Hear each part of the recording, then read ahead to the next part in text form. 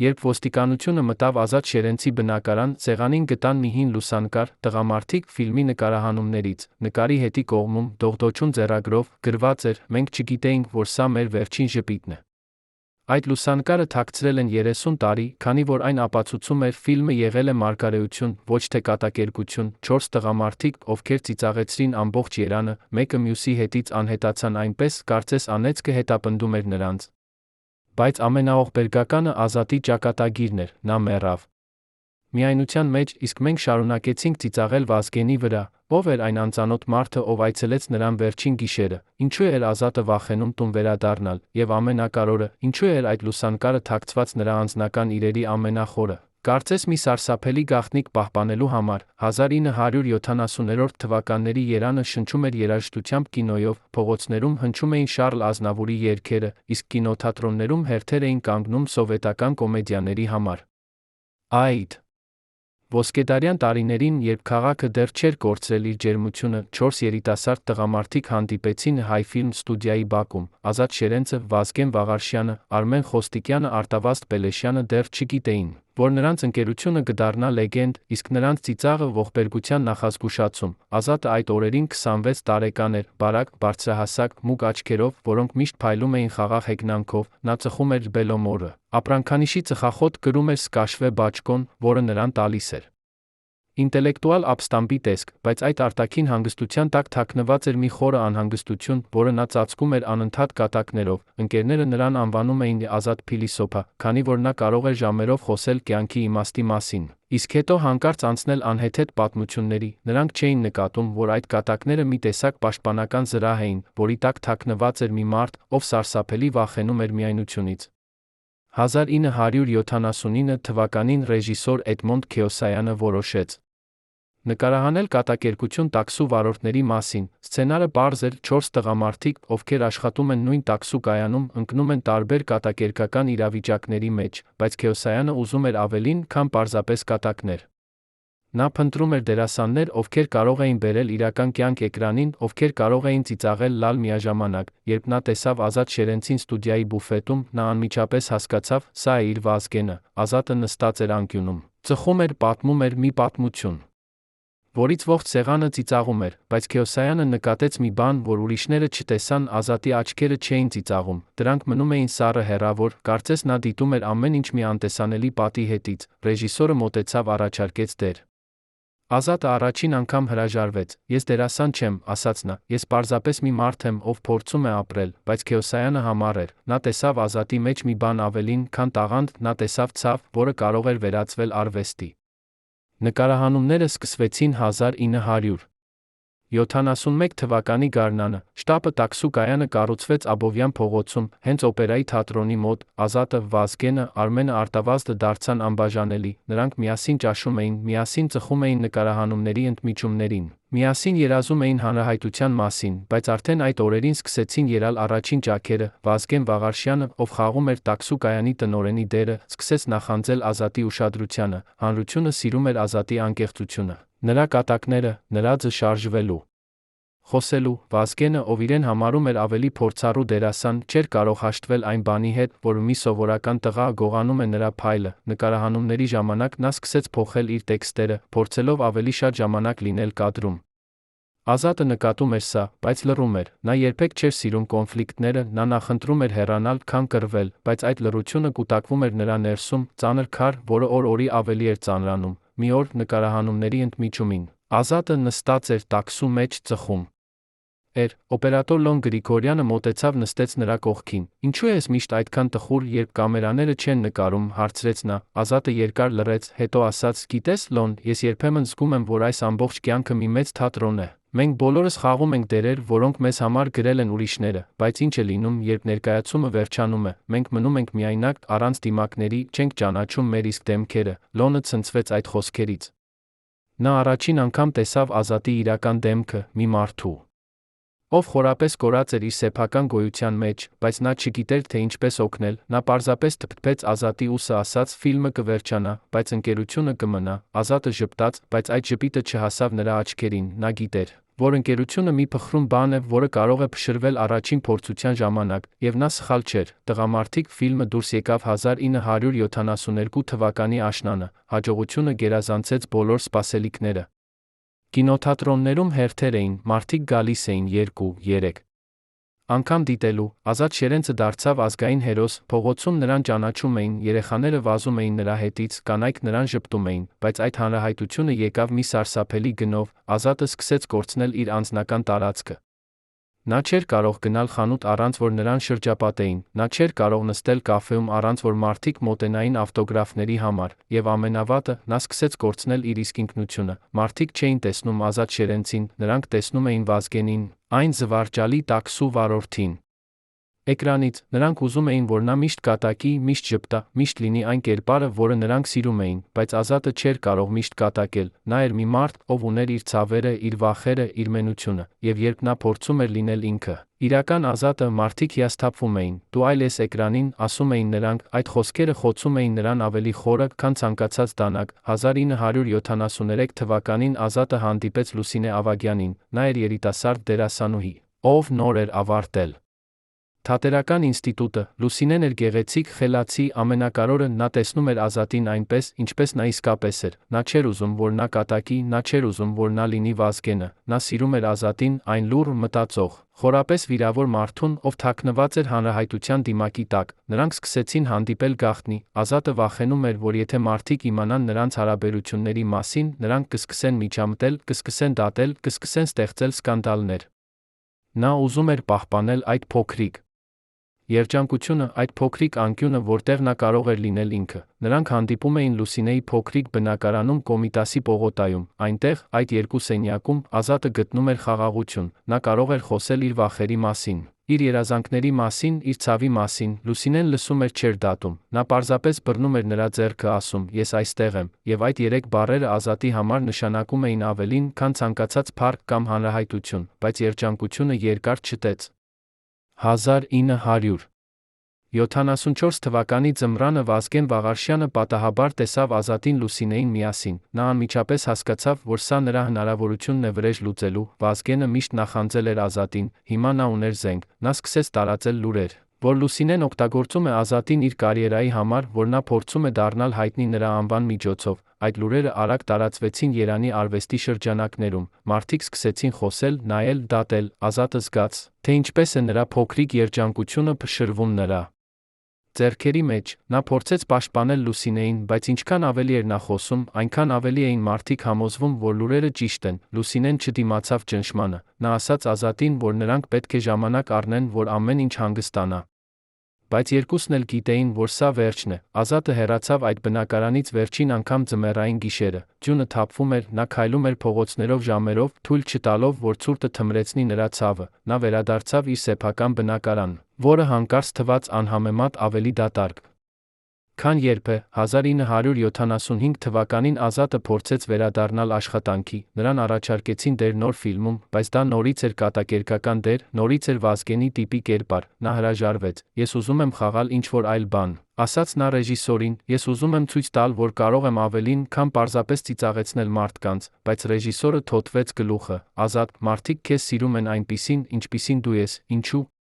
փոխել բանաձև, որը աշխատում է, այդ խոսքերը եղան վերջին հարվածը, Ազատը հասկացավ, որ նա դատապարտված է մնալ իր սեփական հաջողության գերի, նա դատապարտված էր կրկնել նույն դերը, նույն կատակները, նույն ժպիտը մինչ իր կյանքի վերջը։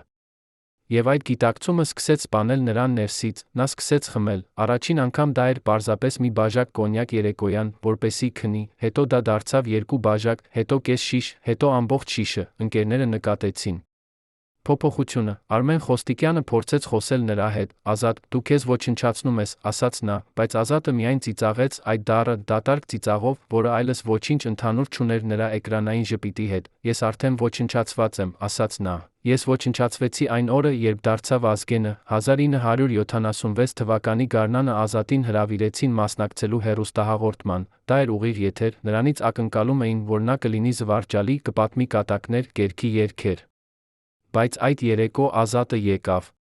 Խմած, նա նստեց ստուդիայում, երբ վարողը հարցրեց նրան տղամարդիկ ֆիլմի մասին, նա հանկարծ սկսեց խոսել ճշմարտությունը։ Գիտեք, ասաց նա, այդ ֆիլմը սպանեց մեզ, մենք դարձանք կերպարներ, ոչ թե մարդիկ, մարդիկ մեզ սիրում են, բայց նրանք չեն սիրում մեզ, իրականները, նրանք սիրում են մեր դիմակները, եւ երբ մենք հանում ենք այդ դիմակները, նրանք հիասթափվում են, քանի որ տեսնում են, որ մենք պարզապես սովորական մարդիկ ենք, վախերով, ցավերով, մենությամբ, ստուդիան լռեց։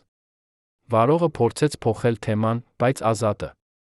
շարունակեց, Վազգենը մեռավ այն օրը, երբ ֆիլմը դուրս եկավ, Արմենը մեռավ, Արտավազդը մեռավ, եւ ես էլ մեռա, մենք ուրվականներ ենք, ովքեր քայլում են, խոսում են, բայց ներսից արդեն մեռած ենք, հաղորդումը անմիջապես ընդհատվեց, տեխնիկական խափանում, ասացին նրանք, բայց բոլորը գիտեին ճշմարտությունը, Ազատ Շերենցը հանրային եթերում խոսեց այն մասին, ինչի մասին պետք է լռել, եւ դրա համար նա պետք է վճարեր, հաջորդ օրը Ազատին կանչեցին Հայ ֆիլմ ստուդիա։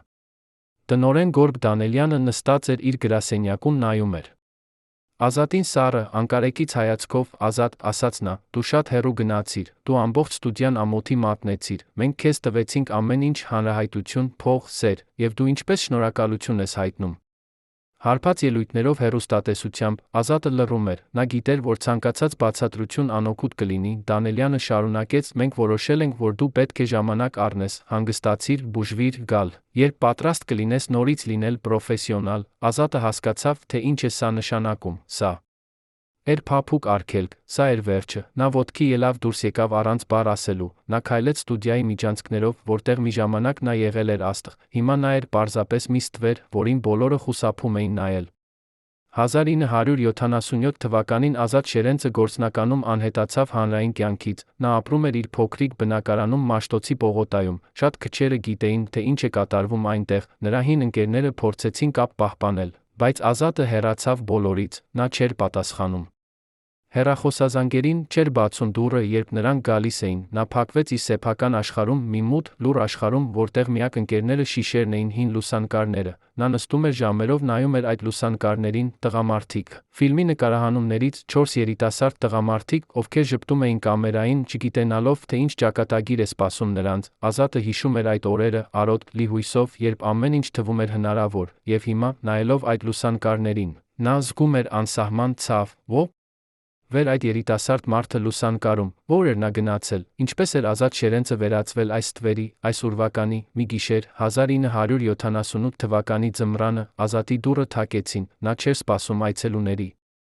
Նա դանդաղ ոտքի ելավ բացեց դուռը, դրան առաջ կանգնած էր մի անծանոթ մարդ, միջին տարիքի, մութ հագուստով, սառը աչքերով, Ազատ Շերենց հարցրեց նա, Ազատը գլուխ թեքեց, անծանոթը մտավ առանց հրավերի, նա նստեց սեղանի մոտ հանեց ծրարից փաստաթղթեր։ Ես եկել եմ քեզ հետ խոսելու մի շատ կարևոր հարցի մասին, ասաց նա, Ազատը զգաց սառը վախ, որը սողում էր նրա ողնաշարով, ով էր այս մարդը, ինչ էր նա ուզում, անծանոթը շարունակեց, մենք գիտենք քո խնդիրների մասին, մենք գիտենք, որ դու կորցրել ես ամեն ինչ, բայց մենք կարող ենք օգնել քեզ։ Մենք կարող ենք վերադարձնել քեզ քո կարիերան, քո կյանքը, միայն մի փոքր բան է պետք, Ազատը նայեց փաստաթղթերին, դրանք էին պայմանագրեր, որոնք պահանջում էին, որ նա ստորագրի իր անունը, իր ազատությունը, նա պետք է դառնար մարիոնետ, պետք է խաղար այն դերերը, որոնք նրանք ասեին, պետք է ասեր այն խոսքերը, որոնք նրանք գրեին, Ազատը նայեց անծանոթի աչքերին, տեսավ այնտեղ դատարկություն, այս մարդը չէր հոգում նրա մասին, նրա համար Ազատը պարզապես ապրանք էր, որը կարող էր վաճառվել, դուրս եկ, ասաց Ազատը հանկարծ։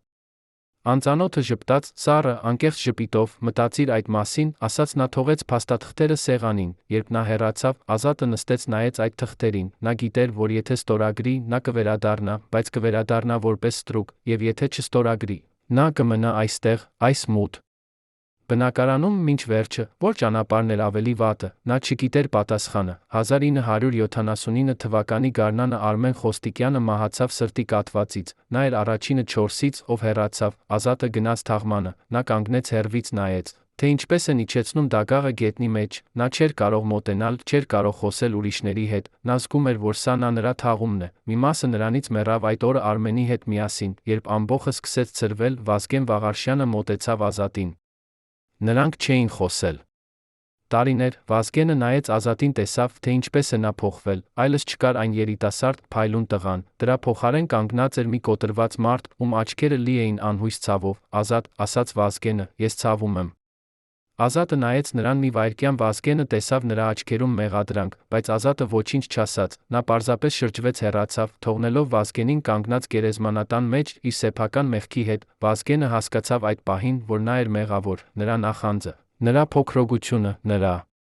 վրեժխնդրությունը օգնել էին ոչնչացնել Ազատին, եւ այդ գիտակցումը սկսեց ուտել նրան ներսից։ 1980 թվականին Վազգեն Վաղարշյանը նույնպես մահացավ, պաշտոնական տարբերակը էր, թոքաբորբ, բայց մարդիկ շշնջում էին, որ նա խմել էր ինքն իրեն մինչ մահ, չկարողանալով ապրել իր մեղքի հետ։ Ազատը չգնաց այդ թաղմանը, նա նստած էր իր բնակարանում, լսում էր ռադիոյով հաղորդումը Վազգենի մասին, նրանք խոսում էին նրա տաղանդի մասին, նրա ներդրման մասին հայկական կինոյում, նրա անմոռանալի դերերի մասին, բայց ոչ ոք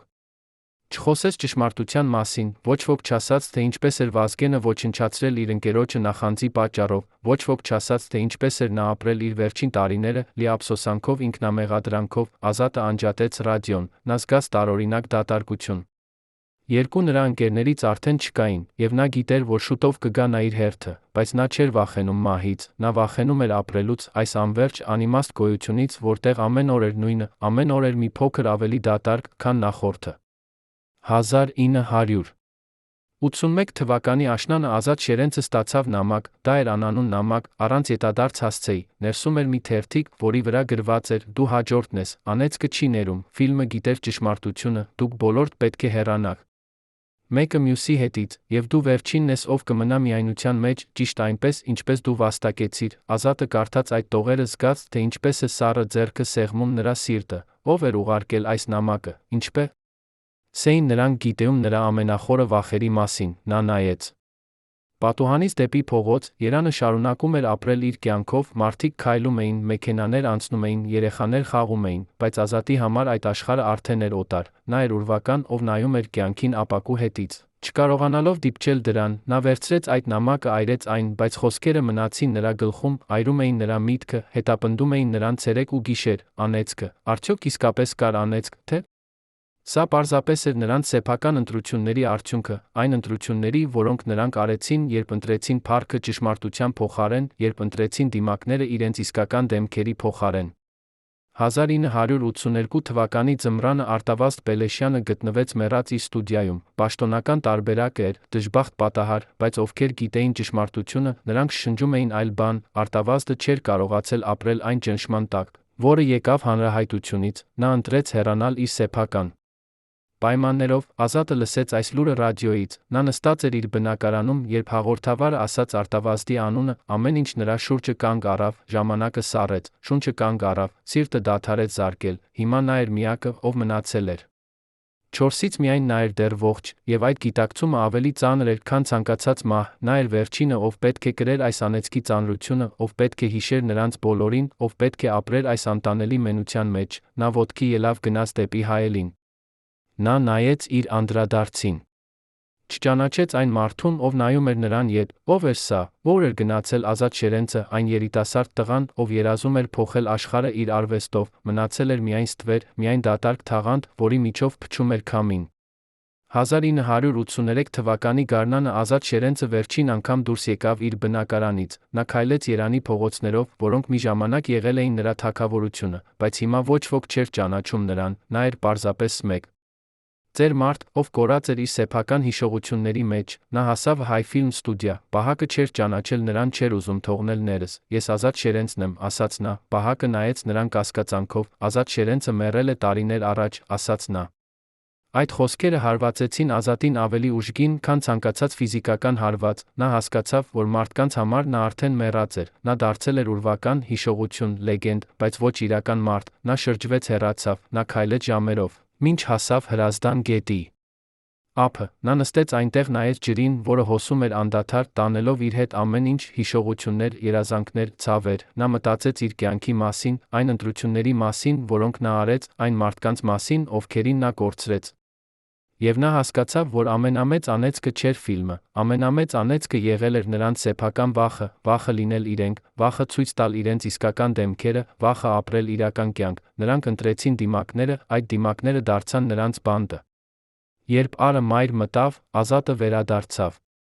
Իր բնակարան, նա գիտեր, որ սա նրա վերջին գիշերն է, նա զգում էր դա իր ոսկորների մեջ, իր արյան մեջ, իր հոգու մեջ, նա նստեց սեղանի մոտ վերցրեց այն հին լուսանկարը, տղամարդիկ ֆիլմի նկարահանումներից 4 երիտասարդ տղամարդիկ, ովքեր ժպտում էին։ Չգիտենալով, թե ինչ ապագա է սպասում նրանց, նա շրջեց լուսանկարը գրեց դողդոջուն ձեռագրով, մենք չգիտեինք, որ սա մեր վերջին ժպիտն է։ Հետո նա դրեց լուսանկարը սեղանին, որտեղ այն կգտնեին։ Նա ուզում էր, որ մարդիկ իմանան ճշմարտությունը, նա ուզում էր, որ նրանք հասկանան, որ փառքը հանրահայտությունը գալիս են սարսափելի գնով, եւ երբեմն այդ գինը է ինքը կյանքը։ Նա անջատեց լույսերը, պառկեց իր մահճակալին, նա փակեց աչքերը, վերջին անգամ տեսավ նրանց բոլորին՝ Արմենին, Վազգենին, Արտավազդին, Լուսինեին։ Նրանք բոլորը կանգնած էին նրա շուրջը ժպտում էին, եւ առաջին անգամ երկար տարիներից ազատ շերենցը զգաց խաղաղություն, նա այլս միայնակ չէր, նա վերջապես տուն էր վերադարձել, բայց մի հարց մնաց անպատասխան. ով էր այն անծանոթ մարդը, ով այցելեց Ազատին այն գիշերը 1978 թվականին, ինչ էր նա ուզում իրականում, եւ արդյոք իսկապես կար անեծք, թե սա պարզապես էր մի շարք ողբերգական պատահարներ, որոնք կապված էին միայն մարդկային թուլությամբ վախով, պատասխանները թաղված են Ազատ Շերենցի հետ միասին, բայց լեգենդը շարունակում է ապրել, եւ ամեն անգամ, երբ մարդիկ դիտում են «Տղամարդիկ» ֆիլմը, նրանք տեսնում են ոչ միայն կատակերգություն, նրանք տեսնում են 4 մարդկանց, ովքեր ժպտում են իրենց վերջին ժպիտը, չգիտենալով, որ կամերան ֆիքսում է ոչ միայն նրանց երջանկությունը, այլ նրանց մահվան սերտիֆիկատը։ Ն 184 թվականի ամռանը Երանի քաղաքային մորգում հայտնվեց մի տարօրինակ փաստաթուղթ, որը տասնամյակներ շարունակ պահվել էր գաղտնի արխիվում։ Դա էր բժշկական եզրակացություն Ազատ Շերենցի վերջին ամիսների մասին, որը ստորագրել էր անձնական բժիշկ Արամ Գորգյանը, փաստաթղթի 3-րդ էջում, փոքր տառերով, գրված էր մի նախադասություն, որը բացատրում էր ամեն ինչ, հիվանդը տառապում է խորը դեպրեսիայից, ցուցաբերում է ինքնավնասման հակվածություններ, կրկնակի դեղաչափերը հայտնաբերվել են յուրաքանչյուր այցից հետո, ենթադրում եմ, որ ինչ-որ մեկը մատակարարում է նրան։ Արգելված նյութեր, բժիշկը երբեք չբացահայտեց, թե ով էր այդ ինչ-որ մեկը։ 3 շաբաթ անց Արամ Գորգյանը հայտնաբերվեց մեռած իր ավտոմեքենայում, պաշտոնապես գազի թունավորում, բայց նրա օրագրում, որը գտան նրա տան ամենախորը, վերջին գրառումը հնչում էր այսպես. նրանք ուզում են, որ ես լռեմ, բայց ես գիտեմ ճշմարտությունը Ազատի մասին, եւ եթե ինձ հետ ինչ-որ բան պատահի, թող բոլորը իմանան, սա չէր պատահականություն։ Ով էին նրանք, ովքերից վախենում էր բժիշկը, ինչպիսի ճշմարտություն էր նա պահպանում, եւ ամենակարևորը, ինչու էր Ազատ Շերենցի բժշկական գործը անհետացել պաշտոնական արխիվներից հենց նրա մահից 3 օր անց, այն ամիսներին, երբ Ազատը փակված էր իր բնակարանում, Երանի արվեստի ելիտան հավաքվում էր Արարատ ռեստորանի փակ սրահում, այնտեղ, ծխի կոնյակի ծանր մթնոլորտում որոշվում էին ճակատագրեր, ռեժիսոր Էդմոնդ Քեոսայանը, ով ստեղծել էր «Տղամարդիկ» ֆիլմը, նստում էր անկյունային սեղանի մոտ լռում էր, երբ խոսքը վերաբերում էր Ազատին, բայց մի գիշեր, երբ կոնյակը արդեն 22 բաժակ էր, նա հանկարծ խոսեց. «Գիտեք», ասաց նա, դողդոջուն ձայնով, ես սպանեցի նրան, ոչ ֆիզիկապես, այլ ավելի վատ, ես տվեցի նրան դեր, որը նա չէր կարող խաղալ իր ողջ կյանքում, ես դարձրի նրան կերպար, այդ կերպարը կլանեց նրա իսկական էությունը։ Սեղանը լռեց, Քեոսայանը շարունակեց. երբ մենք նկարահանում էինք, ես տեսնում էի, թե ինչպես է նա փոխվում, ամեն օր նա դառնում էր ավելի քիչ Ազատ, ավելի շատ Վազգեն, եւ ես ոչինչ չարեցի, ես պարզապես շարունակեցի նկարահանել, քանի որ կադրերը գերազանց էին, նա դադարեց, նայեց իր բաժակին։ Արվեստը պահանջում է զոհեր։ Բայց երբեմն այդ զոհերը չափազանց մեծ են։ Հաջորդ օրը Քեոսայանը հրաժարվեց բոլոր իր նախագծերից, հեռացավ Երանից, նա երբեք չվերադարձավ կինո։ Մարդիկ ասում էին, որ նա չկարողացավ ապրել իր մեղքի հետ, բայց արդյոք իսկապես Քեոսայանն էր մեղավոր, թե նա պարզապես էր մի գործիք ավելի մեծ համակարգի ձեռքում, համակարգի, որը սպառում էր տաղանդները, թափում էր դրանք, երբ դրանք այլս օգտակար չէին։ 1981 թվականի աշնանը, երբ Ազատը ստացավ այն անանուն նամակը անեծքի մասին, նա որոշեց գտնել ճշմարտությունը, նա սկսեց հետաքննություն իր սեփական անցյալի մեջ, նա հանեց հին տուփը իր պահարանից, որտեղ պահում էր բոլոր նամակները, լուսանկարները, հոդվածները, եւ այնտեղ ամենախորը նա գտավ մի ծրար, որը չէր բացել 10 տարի։ Ներսում էր պայմանագիր։ Ստորագրված 1971 թվականին, երբ նրանք սկսեցին նկարահանել «Տղամարդիկ» ֆիլմը, պայմանագրի 13-րդ կետը, որը գրված էր փոքր տառերով, նշում էր. դերասանը պարտավորվում է չհանդես գալ հանրային միջոցառումներում առանց ստուդիայի թույլտվության, դերասանը պարտավորվում է պահպանել կերպարի իմիջը հանրային տարածքում, դերասանի անձնական կյանքը ենթակա է ստուդիայի վերահսկողությանը։ Ազատը կարդաց այս տողերը հասկացավ, նա երբեք ազատ չէր եղել, նա ստորագրել էր իր ազատության վաճառքի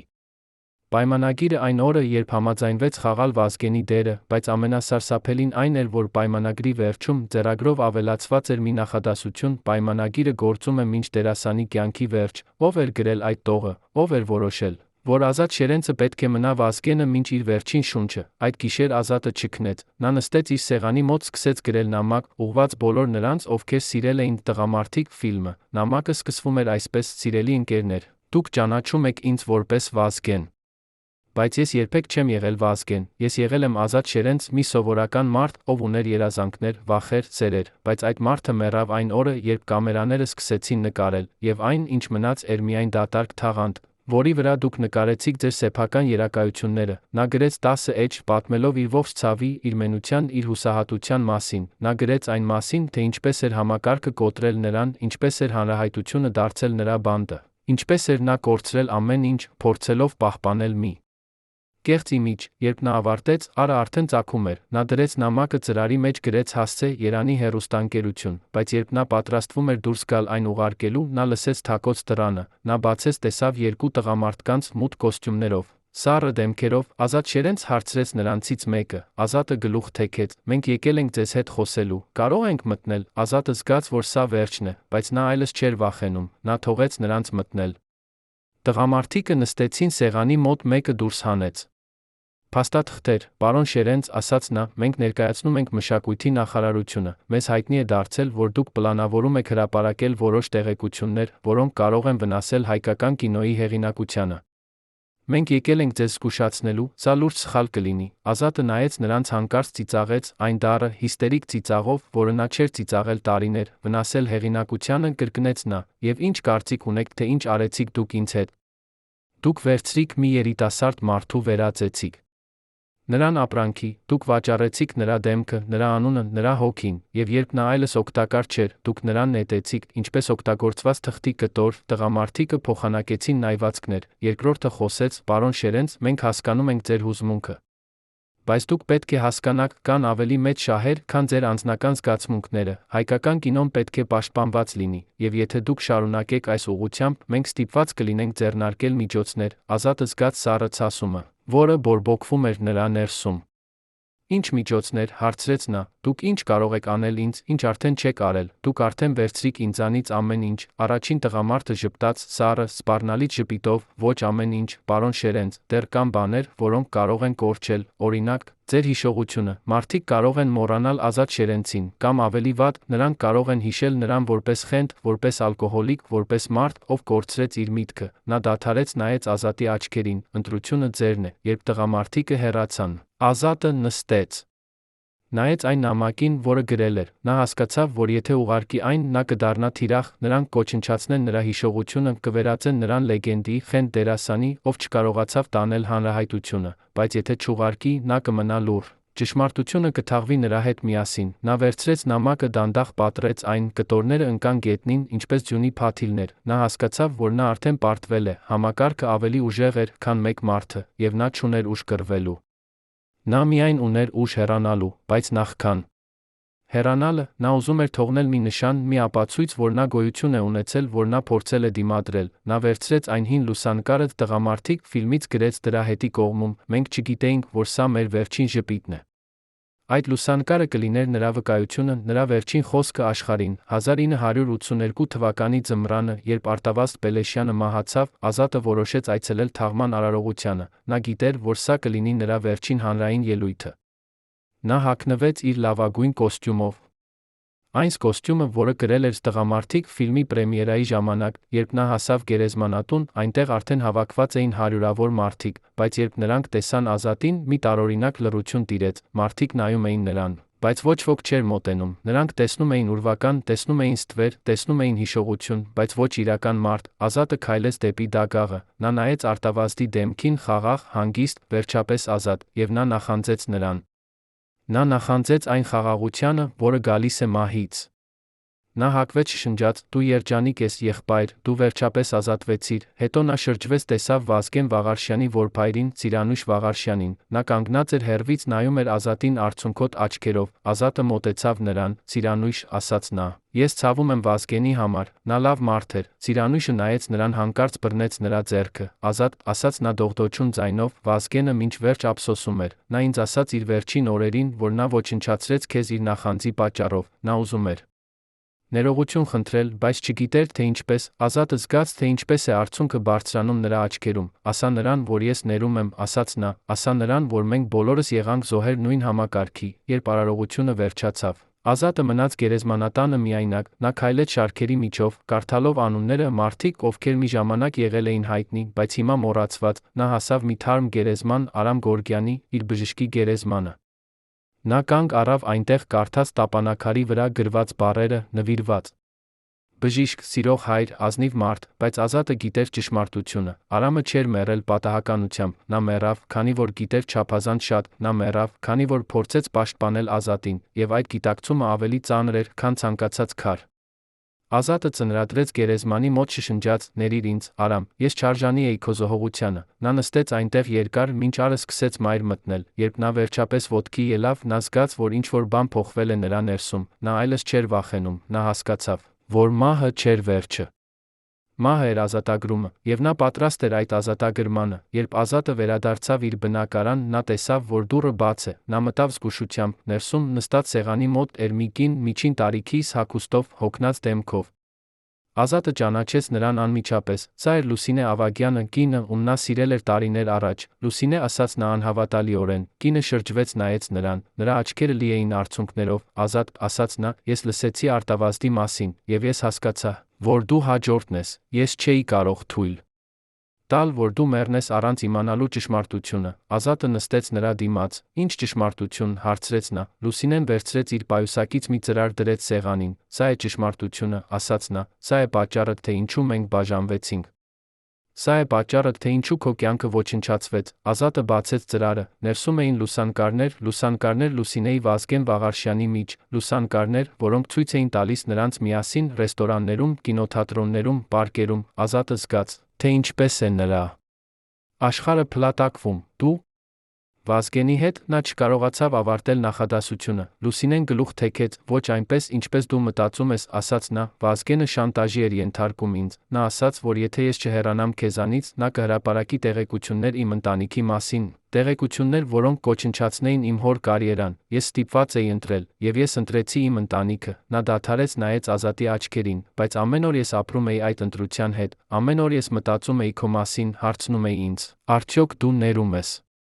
ինձ։ Ազատը նայեց լուսանկարներին, զգաց տարօրինակ հանգստություն։ Վերջապես նա գիտեր ճշմարտությունը։ Վերջապես նա հասկացավ, որ նրա կյանքի ոչնչացումը չէր պատահականություն։ Դա էր պլանավորված, հաշվարկված, իրականացված Վազգենը, ում նա համարում էր ընկեր, եղել էր նրա ամենամեծ թշնամին, բայց հիմա, երբ Վազգենը մեռած էր, ինչ իմաստ ուներ ատելությունը, ինչ իմաստ ուներ վրեժխնդրությունը։ Նա նայեց Լուսինեին, տեսավ նրա դեմքին նույն ցավը, որը ապրում էր ինքը։ Նրանք երկուսն էլ եղել էին զոհեր, նրանք երկուսն էլ կորցրել էին իրենց երջանկությունը մի համակարգի պատճառով, որը չէր հոգում անհատական ճակատագրերի մասին։ Ես ներում եմ քեզ, ասաց Ազատը հանկարծ։ Լուսինեն նայեց նրան անհավատալիորեն։ Ինչպես, հարցրեց նա, ինչպես կարող ես ներել ինձ այն ամենի համար։ Ազատը ժպտաց, առաջին անգամ իսկական ժպիտով երկար տարիներից, քանի որ ես հասկանում եմ, ասաց նա, ես հասկանում եմ, որ մենք բոլորս խաղացինք մի խաղում, որի կանոնները գրված էին մեզանից առաջ, եւ մենք բոլորս պարտվեցինք։ Լուսինեն սկսեց լալ խորը, սրտառուչ լաց, որը կուտակվել էր տարիներ։ Ազատը մոտեցավ, գրկեց նրան։ Նրանք կանգնեցին այնպես երկար, երկու կոտրված մարդիկ, ովքեր գտան միմյանց իրենց կյանքի վերջում։ Երբ Լուսինեն հեռացավ, Ազատը նստեց իր սեղանի մոտ, նայեց այն լուսանկարին, տղամարդիկ ֆիլմից։ 4 երիտասարդ տղամարդիկ, ովքեր ժպտում էին, չգիտենալով իրենց ճակատագիրը։ Նա հասկացավ հիմա, որ այդ ֆիլմը իսկապես եղել է անեծք, բայց ոչ այն իմաստով, ինչպես մարդիկ մտածում էին։ Անեծքը չէր մի գերբնական ուժ, անեծքը էր համակարգը, որը վերցնում էր տաղանդավոր մարդկանց, վերածում էր նրանց ապրանքների, համակարգը, որը սպառում էր նրանց, թափում էր, երբ նրանք այլս օգտակար չէին, համակարգը, որը ստեղծում էր աստղեր, հետո ոչնչացնում էր նրանց, երբ նրանք փորձում էին լինել իրենք։ Ազատը վերցրեց գրիչը, սկսեց գրել իր վերջին խոսքերը. «Ես, Ազատ Շերենց, ուզում եմ, որ աշխարհը իմանա ճշմարտությունը։ Մենք չմեռանք պատահականությամբ, մենք մեռանք, քանի որ համակարգը ուզում էր, որ մենք մեռնենք, մենք մեռանք, քանի որ մենք դարձանք անհարմար, մենք մեռանք, քանի որ մենք փորձեցինք լինել իրական մարդիկ մի աշխարհում, որը ուզում էր միայն կերպարներ»։ Նա գրեց երկար, մինչ նրա ձեռքը սկսեց ցավել։ Երբ նա ավարտեց, նա դրեց թերթերը ծրարի մեջ, գրեց. «Հասցե Լուսինե Ավագյանին հրապարակելու համար իմ մահից հետո»։ Սա կլիներ նրա վկայությունը, նրա վերջին պայքարը համակարգի դեմ։ 1983 թվականի գարնանը Ազատ Շերենցը վերջին անգամ նայեց հայելուն։ Նա տեսավ մի ծեր մարդու, կոտրված, հոգնած, բայց վերջապես խաղաղ։ Նա հասկացավ, որ նրա ճանապարհը հասել է վերջին, նա ապրել էր ավելի երկար, քան նրա ընկերները, բայց ամեն օր եղել էր տանջանք։ Հիմա նա պատրաստ էր հեռանալու, նա պատրաստ էր միանալու նրանց, Արմենին, Վազգենին, Արտավազդին, նա պատրաստ էր վերջապես գտնելու այն խաղաղությունը, որը փնտրել էր ողջ կյանքում։ Նա փակեց աչքերը, հիշեց այն օրերը, արոտ, երջանիկ օրերը, երբ նրանք 4-ով նկարահանում էին «Տղամարդիկ» ֆիլմը։ Նա հիշեց նրանց ծիծաղը, նրանց երգերը, նրանց երազանքները, եւ նա ժպտաց, քանի որ այդ հիշողություններում նրանք դեռ ողջ էին, դեռ երիտասարդ էին, դեռ լի հույսով, եւ ոչ ոք չէր կարող խլել այդ հիշողություններից, ոչ համակարգը, ոչ անեծքը, ոչ ժամանակը։ Այդ հիշողություններում նրանք հավերժ կմնային երիտասարդ, հավերժ կմնային միասին, հավերժ կմնային ազատ, եւ սա էր միակ ճշմարտությունը, որը կարող էր։ Բայց մի հարց դեռ մնում էր անպատասխան. ով էր ուղարկել այն անանուն նամակը անեծքի մասին, ով էր ուզում, որ Ազատը վախենա, որ նա հուսահատվի, որ նա հեռանա առանց պայքարի։ Արդյոք դա էր ինչ-որ մեկը համակարգից, ով ուզում էր լռեցնել նրան, թե դա էր ինչ-որ մեկը, ով իսկապես հավատում էր անեծքին, փորձում էր զգուշացնել նրան։ Պատասխանը երբեք չի գտնվի, բայց միգուցե դա էլ կարևոր չէ, քանի որ իրական անեծքը չէր մի նամակ կամ մի գերբնական ուժ, իրական անեծքը էր վախը, վախը լինել ինքդ քեզ, վախը պայքարել համակարգի դեմ, վախը ապրել իրական կյանք, եւ այդ վախն էր, որը սպանեց նրանց բոլորին ավելի արդյունավետ, քան ցանկացած թույն կամ դանակ։ 1981 թվականի ամռանը, երբ Երանը շնչում էր տապի տաքությամբ, Ազատ Շերենցի բնակարանի դուռը բացեց մի կին, նրա հարանուհի Արփինե Մանուկյանը։ Նա եկել էր հարցնելու աղի համար, բայց այն, ինչ նա տեսավ ներսում, ստիպեց նրան գոչել։ Սեղանի վրա, խնամքով դասավորված, ընկած էին տասնյակ դատարկ դեղահաբերի տուփեր։ Ամեն մեկը բացված, մաքրված մինչ վերջին հատիկը։ Կողքին, ակնոցների տակ, դրված էր մի նոթատետր, որի առաջին էջում գրված էր. «Ես սկսեցի հաշվել օրերը 1978 թվականից, այսօր 3119 օր անց, ես դադարեցի հաշվել»։ Արփինեն կանչեց շտապ օգնություն, բայց երբ բժիշկները հասան, նրանք գտան Ազատին անգիտակից վիճակում, բայց դեռ շնչող։ Նրան տեղափոխեցին Էրեբունի հիվանդանոց, որտեղ բժիշկ Սամվել Հարությունյանը, ով չգիտեր Ազատի ով լինելու մասին, սկսեց փրկարար գործողություններ։ 3 օր Ազատը մնաց կոմայի մեջ, 3 օր, որի ընթացքում ոչ ոք չեկավ նրան տեսնելու, ոչ ընկերներ, ոչ հարազատներ, ոչ գործընկերներ, միայն Արփինեն գալիս էր։ Ամեն երեկո նստում էր նրա մահճակալի կողքին, բռնում էր նրա սառը ձեռքը, շշնջում. «Մի հեռացիր, Ազատ, աշխարհը դեռ պետք է իմանա քո ճշմարտությունը»։ Բայց ով էր պատվիրել այդ դեղերը Ազատին, ով էր ուզում, որ նա լուռ անհետանա, առանց աղմուկի, առանց հարցերի, եւ ամենակարևորը, ինչու՞ էր այդ նոթատետրը, որտեղ Ազատը հաշվում էր իր տառապանքի օրերը, անհետացել հիվանդանոցից հենց առաջին գիշերը։ Երբ Ազատը վերջապես բացեց աչքերը, նա տեսավ սպիտակ առաստաղ զգաց թթու հոտ, ախտահանիչների մահվան խառնուրդ։ Նա փորձեց շարժվել, բայց նրա մարմինը չէր հնազանդվում։ Կողքին նստած էր բժիշկ Սամվելը, ով նայում էր նրան հետաքրքրասիրությամբ։ «Դուք շատ բախտավոր եք, պարոն Շերենց», ասաց նա, «այդ դեղաչափը բավական էր սպանելու 3 մարդու, բայց ձեր օրգանիզմը կարծես դիմադրեց։ Կարծես ինչ-որ մեկը վերից չէր ուզում, որ դուք հեռանաք»։ Ազատը փակեց աչքերը, նա չէր ուզում ապրել, նա ուզում էր միանալ իր ընկերներին, բայց նրա մարմինը, այդ անհավատարիմ մարմինը, որը տարիներ շարունակ նրան դավաճանել էր, հիմա հանկարծ որոշել էր պայքարել կյանքի համար։ «Ինչու՞ փրկեցիք ինձ», շշնջաց Ազատը։ Սամվելը հառաչեց. «Քանի որ դա իմ աշխատանքն է», ասաց նա, «բայց ես տեսնում եմ ձեր աչքերում, որ դուք չեք ուզում այստեղ լինել, ասացեք ինձ, ինչով է այդքան անտանելի ձեր կյանքը»։ Ազատը նայեց նրան, տեսավ իսկական հետաքրքրություն, ոչ թե բժշկական հարցաքննություն, եւ առաջին անգամ երկար տարիներից նա սկսեց խոսել իր ցավի մասին, իր մենության մասին, իր կորած ընկերների մասին։ Նա խոսեց ժամերով, մինչ նրա ձայնը դարձավ շշուկ։ Սամվելը լսում էր լռությամբ, երբ Ազատը Ավարտեց, նա ասաց. «Դուք չեք մեղավոր, պարոն Շերենց, դուք զոհ եք, բայց զոհերը կարող են դառնալ վկաներ, եւ վկաները պետք է ապրեն պատմելու համար»։ 1982 թվականի աշնանը Ազատը դուրս եկավ հիվանդանոցից։ Նա քայլեց Երանի փողոցներով, որոնք թվում էին օտար սառը, քաղաքը փոխվել էր, կամ միգուցե նա էր փոխվել, մարդիկ անցնում էին նրա կողքով, բայց ոչ ոք չէր նայում նրան, նա էր անտեսանելի, ուրվական ստվեր, նա հասավ Հայ ֆիլմ ստուդիա կանգ առավ դարպասի առջ, այստեղ, այս պատերի ետում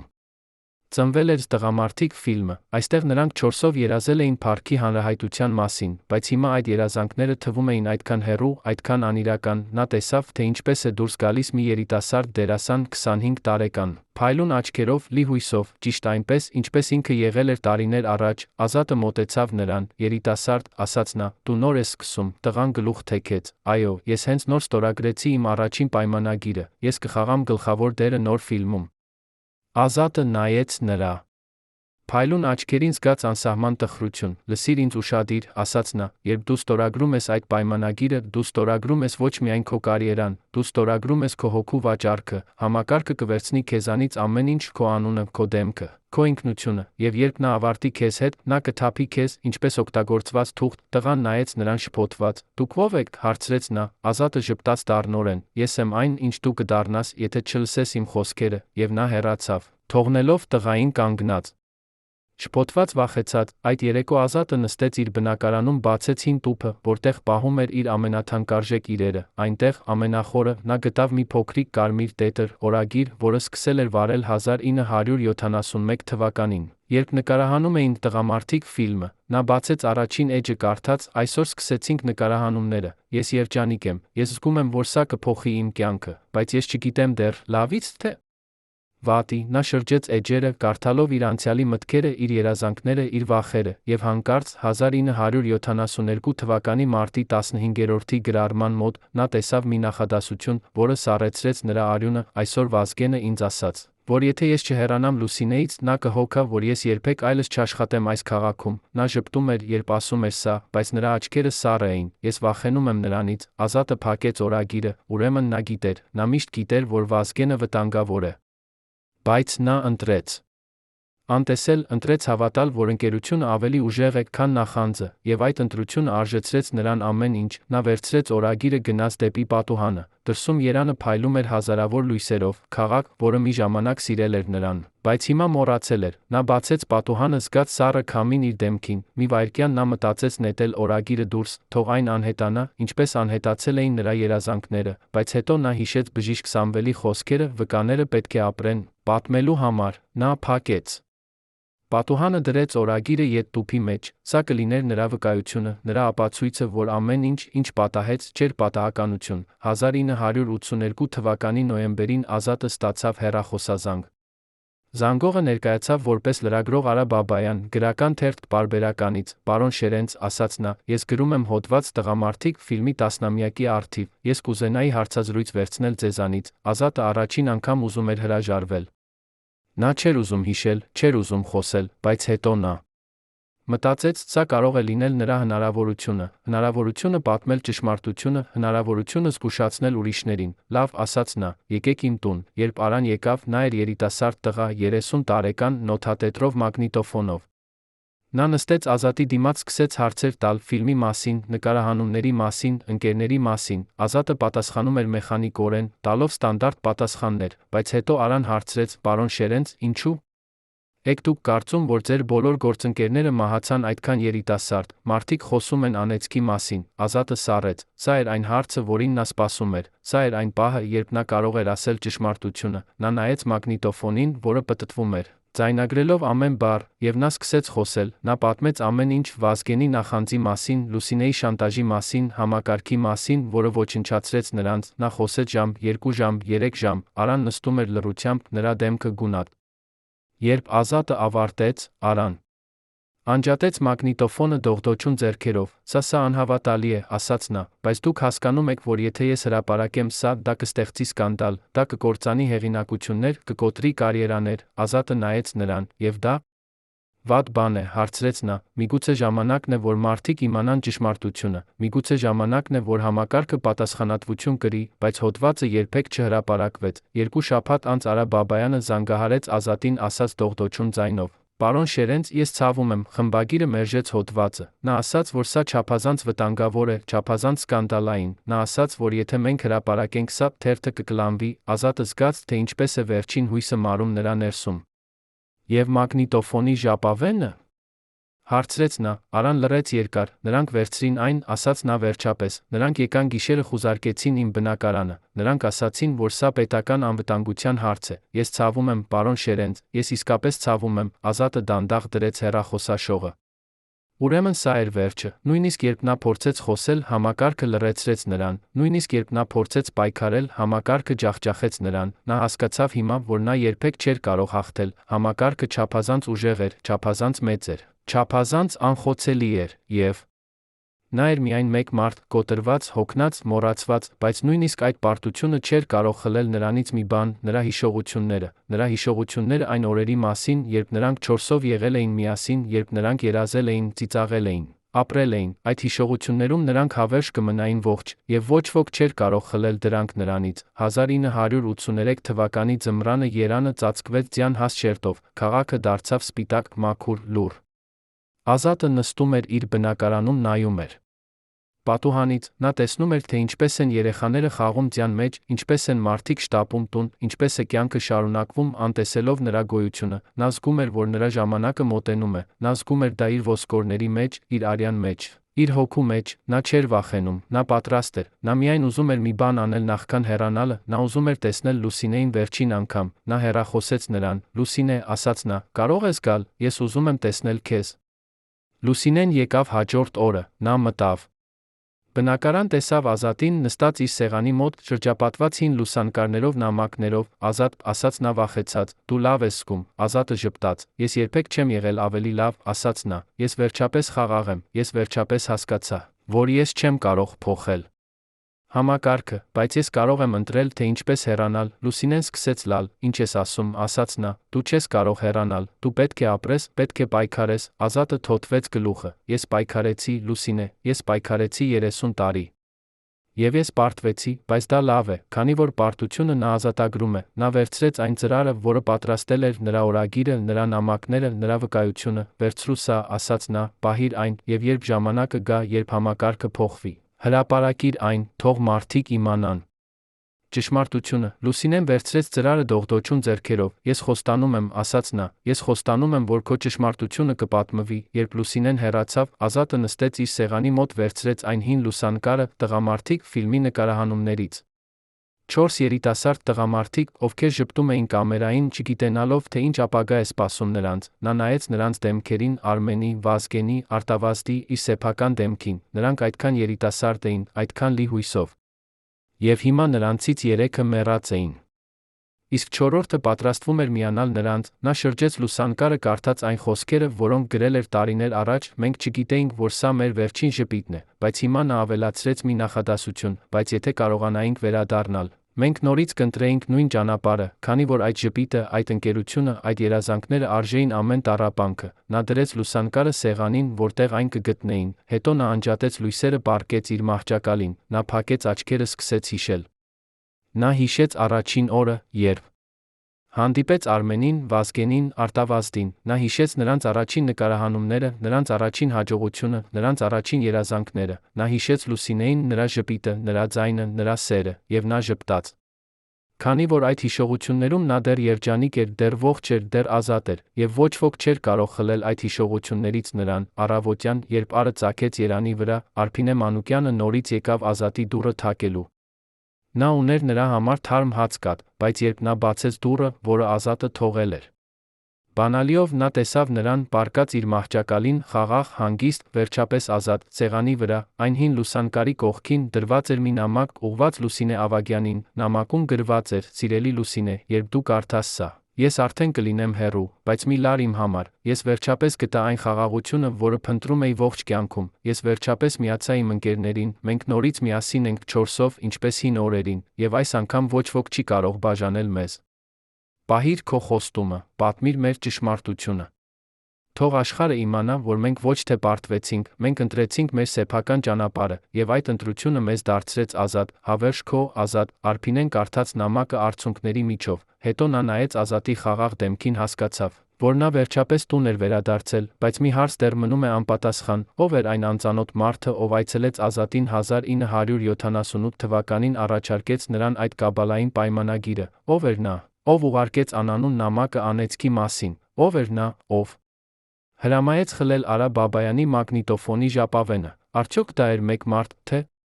ամբողջ համակարգ, անանուն, անդեմ, անխոցելի, պատասխանը թաղված է Ազատ Շերենցի հետ միասին, բայց նրա ճշմարտությունը, նրա վկայությունը, նրա պայքարը մնում են, սպասելով այն օրվան, երբ համակարգը վերջապես կփոխվի, երբ մարդիկ վերջապես կկարողանան լսել, երբ արդարությունը վերջապես կհաղթի, մինչ այդ օրը Ազատ Շերենցի հիշողությունը կապրի նրանց մեջ, ովքեր համարձակություն ունեն հարցնելու, ինչ է ճշմարտությունը, ովքեր համարձակություն ունեն պայքարելու համակարգի դեմ, ովքեր համարձակություն ունեն ընտրելու ազատությունը։ Նույնիսկ եթե այդ ազատությունը գալիս է մահվան գնով, 1984 թվականի գարնանը, երբ Երանը արթնանում էր նոր կյանքի, Լուսինե Ավագյանը բացեց այն ծրարը, որը Ազատ Շերենցը թողել էր նրան, ներսում, ամենախորը, թաքնված էր մի փոքրիկ բանալի, գցված թղթի կտորի, որի վրա գրված էր հասցե, Կոմիտասի պողոտա, տուն 35, նկուղ, Լուսինեն երբեք չէր լսել այդ հասցեի մասին, Ազատը երբեք չէր խոսել որե նկուղի մասին, նա վերցրեց բանալին, գնաց այդ հասցեով։ Շենքը հին էր, քարաքանդ, մոռացված, նկուղի։ Դուռը ծածկված էր փոշով սարդոստայնով, երբ նա բացեց այն, նա զգաց խոնավության մոխրի հոտը, ներսում, փոքրիկ սենյակում, պատերը ծածկված էին լուսանկարներով, հոդվածներով, փաստաթղթերով, սա էր Ազատի գաղտնի արխիվը, տեղը, որտեղ նա հավաքել էր ամեն ապացույց, ամեն վկայություն, ամեն ճշմարտություն, Լուսինեն մտավ ներս, տեսավ պատի վրա մեծ քարտեզ, որի վրա նշված էին անուններ, ամսաթվեր, կապեր, կենտրոնում, կարմիր մարկերով, գրված էր մի անուն, Գրիգոր Մկրտչյան, Մշակույթի նախարարության տեղակալ, այս անունից ճառագայթներ էին գնում դեպի բոլոր ուրիշ անունները, Վազգեն Վաղարշյան, Արամ Գորգյան, Արա Բաբայան, նույնիսկ Էդմոնդ Քեոսայան, Լուսինեն հասկացավ անմիջապես, սա էր այն մարդը, սա էր համակարգը, սա էր նա, ով ստորագրել էր բոլոր հրամանները, ով տվել էր բոլոր հանձնարարականները, ով ոչնչացրել էր բոլոր ապացույցները, Գրիգոր Մկրտչյանը չէր պարզապես բյուրոկրատ, նա էր ճարտարապետը այն համակարգի, որը սպանեց Ազատ Շերենցին նրա ընկերներին, բայց ամենասարսափելին այն էր, որ Մկրտչյանը դեռ ողջ էր, դեռ իշխանության մեջ էր, դեռ շարունակում էր իր խաղերը, եւ ոչ ոք չգիտեր նրա իսկական դերի մասին, Լուսինեն սկսեց ուսումնասիրել փաստաթղթերը, նա գտավ պայմանագրեր, որոնք ստորագրել էին Ազատը նրա ընկերները, բայց այդ պայմանագրերի մեջ էին թաքնված կետեր, որոնք վերածում էին դերասաններին ստրուկների, նա գտավ նամակներ Մկրտչյանից դեպի տարբեր մարդիկ, որտեղ նա հրամայում էր լուծել խնդիրը Ազատ Շերենցի հետ, նա գտավ բժշկական եզրակացություններ, կեղծ եզրակացություններ, որոնք ներկայացնում էին Ազատին որպես հոգեկան հիվանդ, նա գտավ ֆինանսական փաստաթղթեր, որոնք ցույց էին տալիս, թե ինչպես էր Մկրտչյանը գողանում տղամարդիկ, ֆիլմի եկամուտները դրանք բաշխում իր մարդկանց մեջ, եւ ամենակարևորը, նա գտավ մի ձայնագրություն։ Հին մագնիտոֆոնի ժապավեն, որի վրա պիտակ էր 1978 թվական մարտի 10-ը, Մկրտչյանի գրասենյակ, Լուսինեն դողդոջուն ձեռքերով դրեց ժապավենը մագնիտոֆոնի մեջ, որը կանգնած էր անկյունում, ժապավենը սկսեց պտտվել, նա լսեց ձայներ, երկու տղամարդկանց ձայներ, որոնք խոսում էին հանգիստ, գործնական տոնով, առաջին ձայնը, որը Լուսինեն ճանաչեց որպես Մկրտչյանի, ասում էր Շերենցը դառնում է խնդիր, նա չափազանց անկախ է, չափազանց անկանխատեսելի, մենք պետք է վերահսկենք նրան, երկրորդ ձայնը, անծանոթ, պատասխանեց, ինչպես նա հանրաճանաչ է, եթե մենք ուղղակիորեն գործենք, կստեղծվի սկանդալ, Մկրտչյանը ծիծաղեց, սառը, հաշվարկված ծիծաղ, մենք չենք գործի ուղղակիորեն, մենք կօգտագործենք Վաղարշյանին, նա արդեն նախանձում է Շերենցին։ Մենք պարզապես կտանք նրան գործիքները։ Կտանք նրան տեղեկություններ Շերենցի անձնական կյանքի մասին, կտանք նրան հնարավորություն ոչնչացնել Շերենցի հարաբերությունները, եւ երբ Շերենցը կմնա միայնակ, կոտրված, մենք կառաջարկենք նրան նոր պայմանագիր, որը կդարձնի նրան մեր ամբողջական վերահսկողության տակ, ժապավենը շարունակվեց, մանրամասն պլան, թե ինչպես ոչնչացնել Ազատ Շերենցի անկախությունը, ինչպես վերածել նրան մարիոնետի, Լուսինեն լսում էր արցունքների միջով, ուրեմն սա էր ճշմարտությունը։ Ազատը չէր պարզապես զոհ պատահականության, նա էր նպատակ համակարգի, որը չէր հանդուրժում անկախ մտածողությունը, Լուսինեն վերցրեց ժապավենը բոլոր փաստաթղթերը, նա գիտեր, որ սա վտանգավոր է, նա գիտեր, որ եթե Մկրտչյանը իմանա, որ նա ունի այս ապացույցները, նա կդառնա հաջորդ թիրախը։ Բայց նա գիտեր, որ սա էր նրա պարտականությունը ազատի հանդեպ, պարտականությունը ճշմարտության հանդեպ, նա դուրս եկավ նկուղից գնաց ուղղակի իր գրական թերթ պարբերականի խմբագրություն, այնտեղ նա հանդիպեց Արա Բաբայանին, այն լրագրողին, ով հարցազրույց էր վերցրել Ազատից։ Արան նստած էր իր սեղանի մոտ, հոգնած հիասթափված, երբ նա տեսավ Լուսինեին, նա ոտքի ելավ անհանգստությամբ, տիկին Ավագյան, ասաց նա, ես լսեցի Ազատ Շերենցի մասին, ես շատ ցավում եմ, ես չկարողացա հրապարակել նրա ճշմարտությունը։ Լուսինեն նայեց նրան, բայց հիմա դու կարող ես, ասաց նա դրեց սեղանին ծրարը, ժապավենը, փաստաթղթերը, ամեն ինչ, սա է ապացույցը, սա է ամբողջ ճշմարտությունը, եւ դու պետք է հրապարակես այն։ Արան բացեց ծրարը դողդոջուն ձեռքերով։ Երբ նա տեսավ փաստաթղթերը, նրա դեմքը գունատ եղավ, սա անհավատալի է, ասաց նա, բայց եթե ես հրապարակեմ սա, Մկրտչյանը կոչնչացնի ինձ, նա ունի իշխանություն, ունի կապեր։ Լուսինեն բռնեց նրա ձեռքը։ Արա, ասաց նա, Ազատ Շերենցը մեռավ, որպեսզի այս ճշմարտությունը պահպանվի, նա մեռավ, որպեսզի մարդիկ իմանան, թե ինչ է կատարվում համակարգի ետում։ Եթե մենք հիմա լռենք, նրա զոհողությունը կլինի անիմաստ, բայց եթե մենք խոսենք, նրա մահը կունենա իմաստ, նա կդառնա խորհրդանիշ դիմադրության, խորհրդանիշ ճշմարտության։ Արա Բաբայանը նայեց Լուսինեի աչքերին, տեսավ այնտեղ վճռականություն։ Նա հասկացավ, որ սա էր նրա պահը, երբ նա կարող էր ընտրել լինել լրագրող կամ լինել համակարգի ծառա։ Նա վերցրեց փաստաթղթերը, ասաց, լավ, ես կհրապարակեմ սա։ Բայց մենք պետք է պատրաստ լինենք հետանքներին, հաջորդ 3 շաբաթվա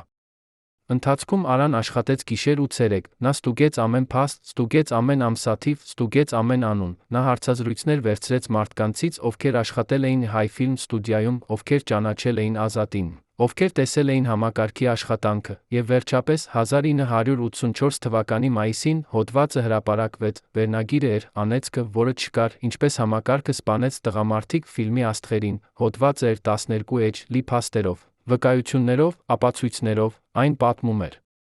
ամբողջ պատմությունը, սկսած 1971 թվականից մինչ Ազատ Շերենցի մահը, այն անվանում էր անունները, ցույց էր տալիս փաստաթղթերը, բացահայտում էր ճշմարտությունը, եւ կենտրոնում մեծ տառերով էր Գրիգոր Մկրտչյանի անունը այն մարդու, ով պատասխանատու էր ամեն ինչի համար։ Հոդվածը պայթյուն առաջացրեց, մարդիկ կարդում էին այն ցնցված, անհավատալի, բարկացած, նրանք չէին կարող հավատալ, որ այդ ամենը կատարվել է նրանց սիրելի աստղերի հետ, նրանք չէին կարող հավատալ, որ համակարգը, որին նրանք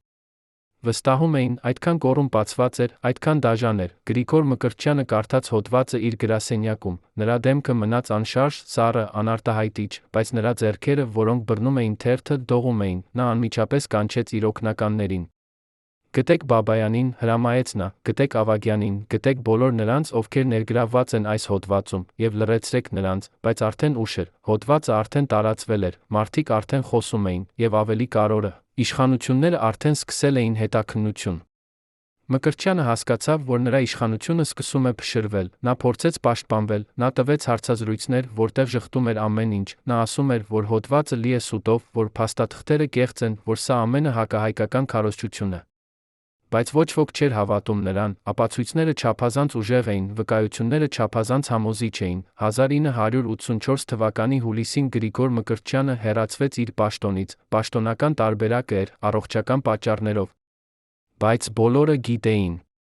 ճշմարտությունը, նա հեռացվեց, քանի որ նրա հանցագործությունները բացահայտվեցին, նա հեռացվեց, քանի որ համակարգը, որը նա ստեղծել էր, վերջապես փլատակվեց, բայց Մկրտչյանը չգնաց բանտ, նա չդատապարտվեց, նա պարզապես անհետացավ։ Գնաց ապրելու մի փոքր քաղաք, որտեղ ոչ ոք չէր ճանաչում նրան, եւ այնտեղ, այդ անանունության մեջ, նա ապրեց իր մնացած տարիները, լի ափսոսանքով, մեղքով, վախով։ Լուսինե Ավագյանը, Արա Բաբայանը դարձան հերոսներ։ Մարդիկ շնորհակալություն էին հայտնում նրանց փողոցում, գրում էին նրանց նամակներ,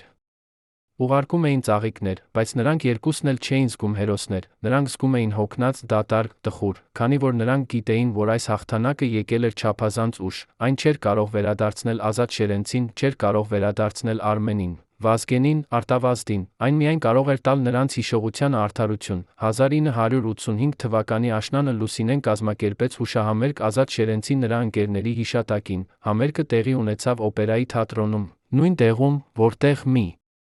ժամանակ տղամարդիկ ֆիլմի պրեմիերան տեղի էր ունեցել։ Դահլիճը լի էր մարդկանցով, հազարավոր մարդիկ, ովքեր եկել էին հարգանք տալու, բեմի վրա դրված էին 4 աթոռ, դատարկ, խորհրդանշական, եւ էկրանի վրա ցուցադրվում էին լուսանկարներ։ Լուսանկարներ 4 երիտասարդ տղամարդկանց, ովքեր ժպտում էին, ովքեր երազում էին, ովքեր ապրում էին։ Լուսինեն բարձրացավ բեմ, սկսեց խոսել։ Նա պատմեց նրանց պատմությունը, ոչ այն պատմությունը, որը մարդիկ գիտեին էկրանից, այլ իրական պատմությունը։ Պատմությունը նրանց պայքարի, նրանց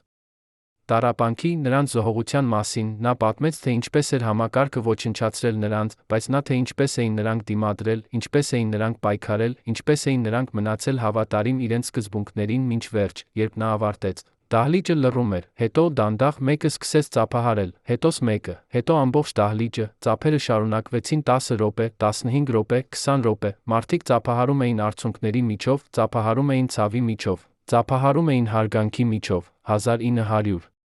1986 թվականին Լուսինե Ավագյանը հրապարակեց գիրք «Վերջին ժպիտը. Ազատ Շերենցից տղամարդիկ» ֆիլմի իրական պատմությունը։ Գիրքը դարձավ բեսթսելեր։ Մարդիկ կարդում էին այն ագահորեն, փնտրելով պատասխաններ այն հարցերին, որոնք տանջել էին նրանց տարիներ շարունակ։ Գիրքը պատմում էր ամեն ինչ, սկսած նկարահանումներից մինչ Ազատի մահը։ Այն ներառում էր Ազատի օրագիրը, նրա նամակները, նրա վերջին խոսքերը։ Այն ներառում էր այն ձայնագրությունը Մկրտչյանի գրասենյակից, ձայնագրությունը, որը ապացուցում էր համակարգի մեղքը։ Գիրքը փոխեց շատ բան, այն ստիպեց մարդկանց վերագնահատել իրենց հարաբերությունը հանրահայտության հետ, վերագնահատել իրենց վստահությունը համակարգի հանդեպ, այն ստիպեց նրանց հարցնել, քանի ուրիշ ազատ շերենցներ կան, ովքեր տառապում են լռությամբ, ովքեր ոչնչացվում են համակարգի կողմից, եւ ամենակարևորը, այն ստիպեց նրանց հիշել 4 տղամարդկանց, ովքեր տվեցին ամեն ինչ իրենց արվեստի համար, բայց ստացան միայն ցավ, մոռացում, հիշել, որ փառքի հանրահայտության ետում միշտ կա գին, որը երբեմն չափազանց բարձր է, հիշել, որ իրական հերոսները ոչ միայն նրանք են, ովքեր հաղթում են, այլ նրանք, ովքեր պայքարում են, նույնիսկ երբ գիտեն, որ կպարտվեն։ 2000 թվականին, երբ Հայաստանը արդեն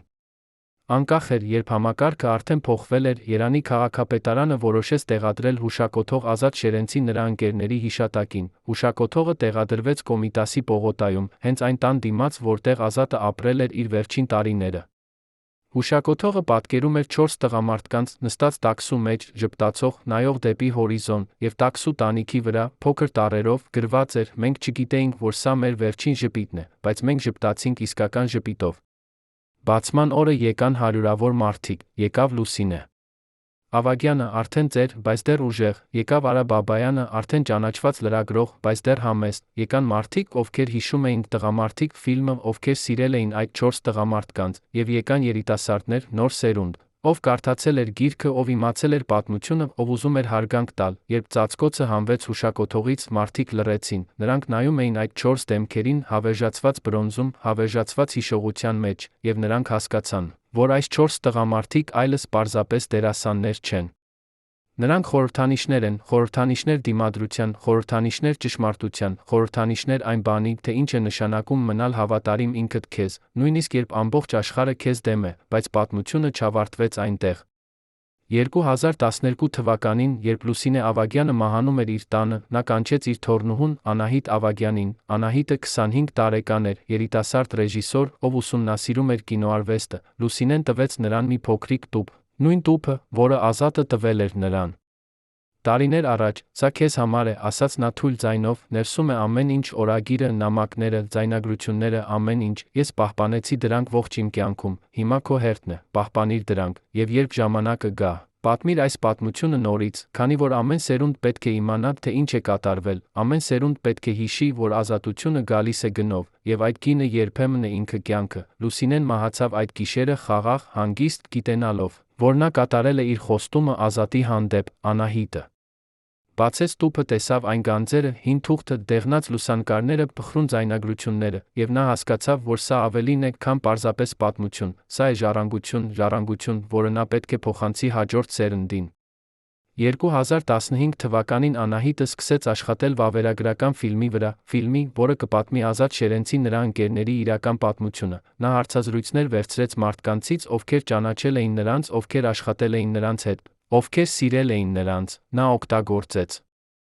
Ազատի օրագրի հատվածները, նրա նամակները, նրա վերջին խոսքերը, եւ նա ներառեց այն ձայնագրությունը Մկրտչյանի գրասենյակից, ձայնագրությունը, որը ապացուցում էր համակարգի մեղքը։ Ֆիլմը դուրս եկավ 2016 թվականին։ Այն ցուցադրվեց կինոփառատոներում ամբողջ աշխարհում, այն շահեց մրցանակներ, ստացավ գովասանքներ, ստեղծեց քննարկումներ, բայց ամենակարևորը, այն ստիպեց մարդկանց հիշել 4 տղամարդկանց, ովքեր ժպտացին իրենց վերջին ժպիտը կամերային առջ, հիշել, որ արվեստը երբեմն պահանջում է զոհեր, հիշել,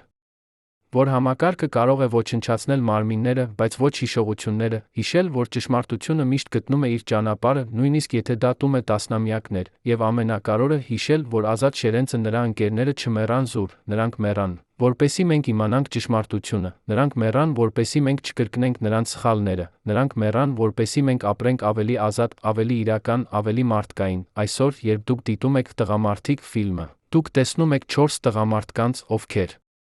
ծիծաղեցնում են ձեզ իրենց կատակներով, ովքեր ջերմացնում են ձեր սիրտը իրենց ընկերությամբ, բայց հիմա դուք գիտեք նա այն, ինչ թաքնված է այդ ժպիտների ետում, դուք գիտեք այն ցավը, այն պայքարը, այն զոհողությունը, դուք գիտեք, որ այդ ֆիլմը ոչ միայն կատակերգություն է, այն վկայություն է, վկայություն մի ժամանակաշրջանի, երբ արվեստը իշխանությունը բախվում էին, երբ տաղանդը համակարգը պատերազմում էին, երբ մարդիկ պետք է ընտրեին, լինել իրենք կամ լինել այն, ինչ ուրիշները ուզում էին, որ նրանք լինեն։ Ազատ Շերենցը, Արմեն Խոստիկյանը, Վազգեն Վաղարշյանը, Արտավազդ Պելեշյանը ընտրեցին լինել իրենք, եւ այդ ընտրությունը արժեցրեց նրանց ամեն ինչ, բայց այն նա տվեց նրանց ինչ-որ բան, ինչ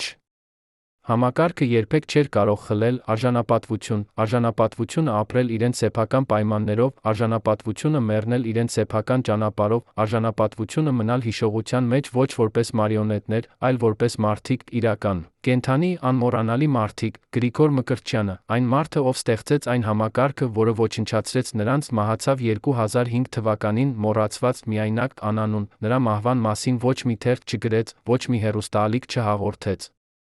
Նա անհետացավ, ինչպես անհետացել էին նրա զոհերը, բայց տարբերությունը այն էր, որ նրա զոհերը հիշվում են սիրով, հարգանքով, երախտագիտությամբ, իսկ նա հիշվում է միայն որպես զգուշացում այն մասին, թե ինչ է կատարվում, երբ իշխանությունը դառնում է ավելի կարևոր, քան մարդկությունը, երբ համակարգը դառնում է ավելի կարևոր, քան անհատը, երբ վերահսկողությունը դառնում է ավելի կարևոր, քան ազատությունը։ Այսօր, երբ դուք անցնում եք Կոմիտասի պողոտայով, տեսնում եք այն հուշակոթողը 4 տղամարդիկ տաքսու մեջ, ժպտացող դեպի հորիզոն։ Դադարեցեք մի վայրկյան, նայեցեք նրանց դեմքերին, հիշեցեք նրանց պատմությունը, եւ հարցրեք ինքներդ ձեզ, ինչ կընտրեի ես, եթե լինեի նրանց տեղում, կընտրեի ազատությունը, ցավը, թե ստրկությունը, հարմարավետությունը, կընտրեի լինել ինձ տառապել, թե